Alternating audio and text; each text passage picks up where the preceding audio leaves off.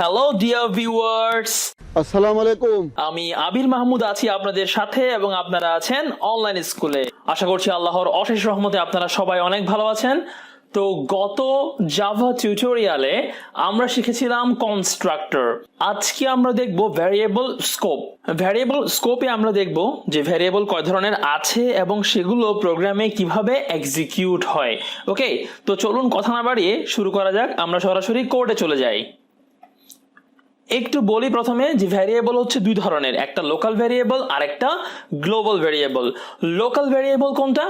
যেই ভ্যারিয়েবলটা কোনো মেথডের ভিতরে ডিক্লেয়ার করা হবে এবং শুধুমাত্র সেই মেথডের মধ্যেই ভ্যারিয়েবলটাকে অ্যাক্সেস করা যাবে, সিম্পল। আর গ্লোবাল ভ্যারিয়েবল কোনটা? যেটা মেথডের বাহিরে কিন্তু ক্লাসের ভিতরে ডিক্লেয়ার করা হবে, মানে একটা ক্লাসের মধ্যে সেটা ডিক্লেয়ার করা হবে বাট মেথডের বাহিরে। ওকে, সেটা হবে গ্লোবাল এবং সেই ভ্যারিয়েবলটাকে ওই ক্লাসের ভিতরে যে কোনো জায়গা থেকেই অ্যাক্সেস করা যাবে, মানে ইউজ করা যাবে। সঠিক বলেছেন। আমি একটা বাস্তব এক্সাম্পল দিয়ে বলি। দেখা যায় না, ধরেন শহরে বা গ্রামে অলিতে গলিতে কিছু পাতি মাস্তান থাকে না, দেখবেন একদম মেরা লিকলিকে শরীর। হ্যাঁ, তো ওগুলো হচ্ছে কি টাইপের নেতা? ওরা হচ্ছে লোকাল নেতা। ধরুন চিটাগং এর মোহাম্মদপুরের নেতা লোকাল, জিসিতে আছে, চাঁদগাঁও থানার এখানে আছে, বিভিন্ন জায়গায় কিছু লোকাল পাতি নেতা থাকে যাদের সীমানা ওই লোকাল এরিয়ার ভিতরেই।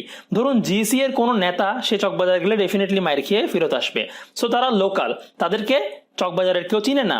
ধরুন চকবাজারের কোনো নেতা সে জিসিতে গিয়ে মাইর খেয়ে আসতে পারে, কারণ জিসি তাকে কেউ চিনে না, সে চকবাজারের নেতা।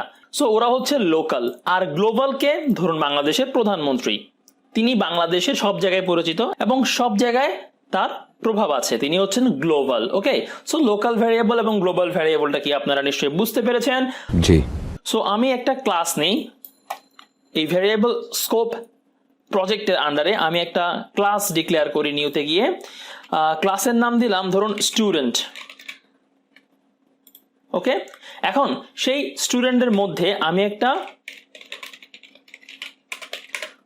কনস্ট্রাক্টর দিলাম। কনস্ট্রাক্টর হচ্ছে কি, যার নামটা ক্লাসের নামের মতো হবে, কোনো রিটার্ন টাইপ থাকবে না এবং তাকে কল করার কোনো প্রয়োজন নেই। যখন আমরা ক্লাসের অবজেক্ট ডিক্লেয়ার করব তখন এই কনস্ট্রাক্টরটা অটোমেটিক্যালি কল হয়ে যাবে। এগুলো আমাদের গত ক্লাসে পড়া ছিল, আপনি যদি ক্লাসটা মিস করে থাকেন তাহলে প্লিজ সেটি আগে দেখে আসবেন। এবং আমি আরেকটা এখানে ফাংশন নিচ্ছি বা মেথড নিচ্ছি। ওকে, এখন দেখুন প্রথমে আমরা লোকাল ভ্যারিয়েবলটা দেখি।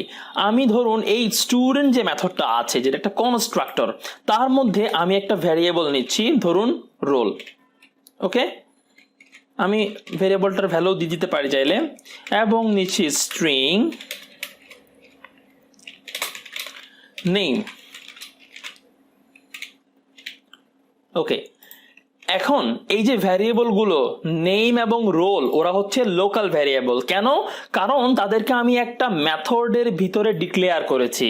সো এই রোল এবং নেম এই ভ্যারিয়েবল গুলো শুধুমাত্র এই মেথডের মধ্যেই অ্যাক্সেস করা যাবে, এদেরকে এই মেথডের বাহিরে অন্য কোনো জায়গা থেকে অ্যাক্সেস করা যাবে না। ফর এক্সাম্পল, আমি যদি এই ডিসপ্লে মেথড থেকে ওদেরকে কল করতে চাই, ধরুন আমি প্রিন্ট করে দিব। আমি এখানে লিখলাম নেম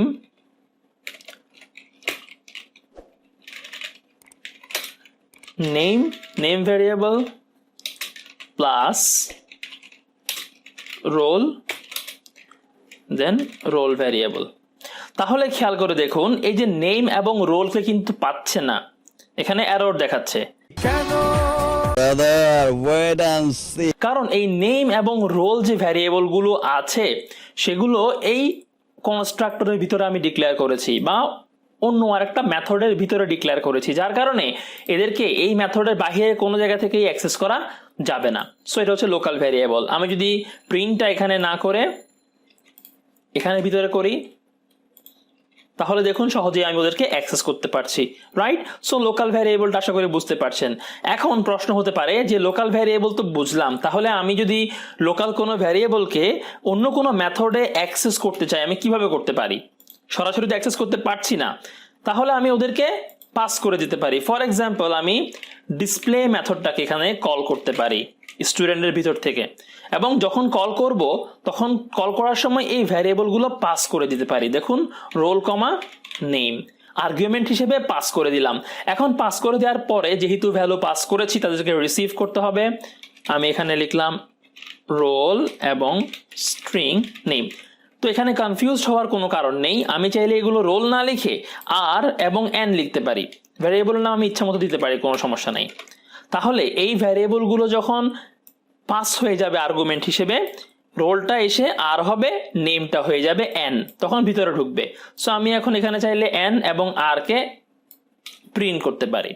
আমি কিন্তু এই ভ্যারিয়েবলগুলোকেই ইউজ করছি, ঠিক আছে, বাট সরাসরি ইউজ না করে আর্গুমেন্ট হিসেবে পাস করে দিচ্ছি, দেন অন্য ভ্যারিয়েবলের সাহায্যে সেগুলোকে রিসিভ করে ব্যবহার করতে হচ্ছে। এভাবে আমি লোকাল ভ্যারিয়েবলগুলোকে অ্যাক্সেস করতে পারবো। বুঝা গেছে? হ্যাঁ হ্যাঁ। ওকে, সো এখন আমরা একটু প্রিন্ট করে দেখি ফলাফলগুলো ঠিক মতো আসছে কিনা।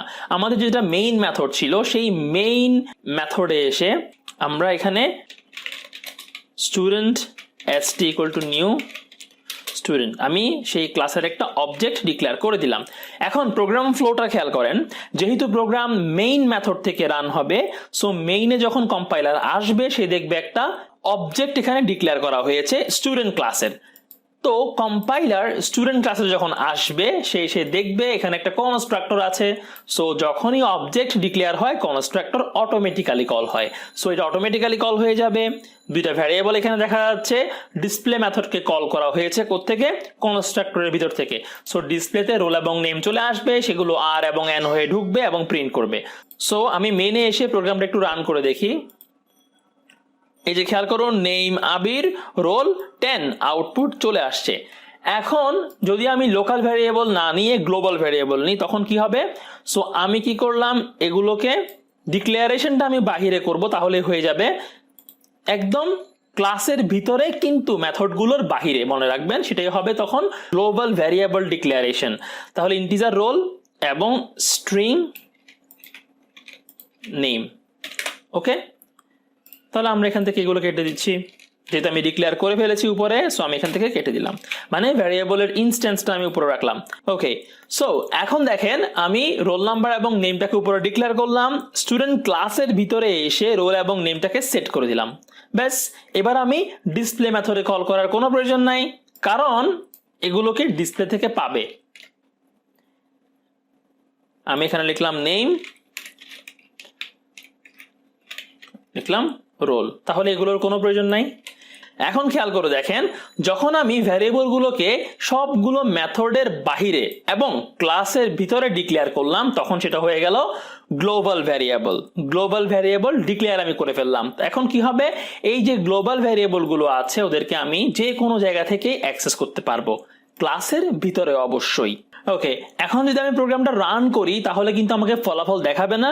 কেন? কারণ আমি ডিসপ্লে মেথডটাকে কোথাও থেকে কল করিনি।